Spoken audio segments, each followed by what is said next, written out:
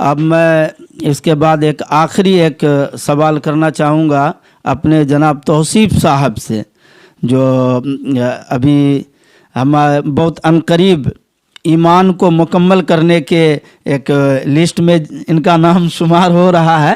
تو میں چاہوں گا کہ آپ کافی ساتھیوں کو واٹس ایپ کے ذریعے سے، موبائل کے کالنگ کے ذریعے سے اور پتہ نہیں کس کس طریقے سے پیغامات دیے، اور ہمیں بھی الحمدللہ آن لائن آف لائن دونوں طریقے سے دعوت آئی مکمل ایمان کے حاصل کرنے کے لیے.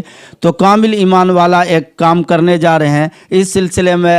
بہت عنقریب وہ کون سے تاریخ کو آپ کا کون پروگرام ہے، کم از کم اس بات کو عوام کو بتائیے. اور آپ اپنے شادی میں کتنے بارات لے کر کے جا رہے ہیں، ہمارے مولانا توصیف صاحب اپنی شادی میں کیا ڈیمانڈ کر رہے ہیں لڑکے.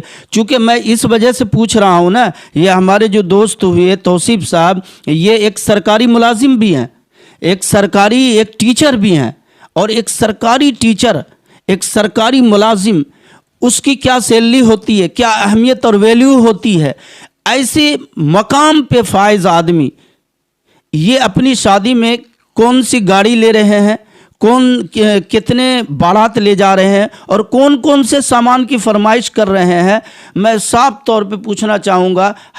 لیکن آپ کے بارے میں نے تیسرے لوگوں سے کچھ سنا ہے کہ توصیف صاحب جو ہے اس طریقے سے شادی کر رہے ہیں کہ ہم بھی جا نہیں سکتے ہیں ان کے شادی میں، چھوہرے پہ ہو رہا ہے. تو ہاں، ولیمہ میں ممکن ہے توصیف صاحب بلائیں گے. تو کیا میں یہ بات صحیح سن رکھا ہوں؟ اس کی تفصیلی جانکاری میں آپ سے لینا چاہتا ہوں جناب توصیف صاحب. بہت بہت شکریہ. یہ تو خیر آپ نے بہت ساری باتیں کہہ دیں. میں ہی تنہا نہیں، ایسے بہت سارے احباب ہیں جو اللہ کے نبی کی سنت کو زندہ کرنے کی کوشش کرتے ہیں اور بہت حد تک مجھ سے بہتر کرتے ہیں.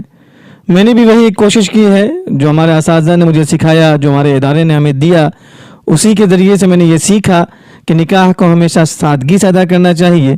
میں نے اسی پیغام کے تحت اپنی زندگی میں اس کو داخل کرنے کی کوشش کی، اور انشاءاللہ جمعہ کی نماز کے بعد، جب بھی جس تاریخ میں بھی جمعہ کی نماز کے بعد ہی یہ نکاح والا عمل ہوگا، اور سادگی کے ساتھ میرے خیال سے میرے علاوہ 4 لوگ اور رہیں گے، ایک اس میں سے قاضی اور 3 میرے ذمہ داروں میں سے کوئی بھی ہوں گے. اور اس طریقے سے جمعہ کی نماز کے بعد مسجد میں یہ نکاح کا عمل مکمل ہوگا. اسی وجہ سے میں نے اپنے دوست و احباب کو، جن لوگوں کو بھی کہا، میں نے یہی کہا آپ مسجد میں آئیں، اس مسجد میں نماز پڑھیں، اور جمعہ کی نماز کے بعد نکاح میں شریک ہوں، اور پھر نکاح کا چھوارا، اور پھر آپ کی رخصتی ہوگی انشاءاللہ، پھر ملاقات ہوگی ولیمے میں. اور ولیمے کی دعوت ہے تمام لوگوں کے لیے، اور یہی پیغام بھی ہے. ہماری کوششیں یہی ہوں، ہم نوجوان ہیں اور ہماری اگر اولادیں ہیں تو ہم ان کے ذمہ دار ہیں. تو ہماری یہی کوشش ہونی چاہیے کہ موجودہ وقت میں جو ارتداد کا فتنہ ہے، جو لڑکیوں کے ذریعے اٹھ رہا ہے، لڑکیوں کے ارتداد کے ذریعے، اس کو دبانے کا سب سے مثبت قدم یہی ہو سکتا ہے کہ ہم نکاح کو آسان کریں. اور جب ہم نکاح کو آسان کریں گے تو انشاءاللہ وہاں بھی کمی آئے گی، اور ہمارا معاشرہ بھی سدھرے گا، ہماری ماؤں اور بہنوں کی عفت و عصمت کی حفاظت بھی ہوگی. اللہ تعالی ہم تمام نوجوانوں کو آپ کا نکاح ہے، کس تاریخ کو ولیمہ ہے، بعد ہی یہ نکاح والا عمل ہوگا. چلیے بہت بہت شکریہ.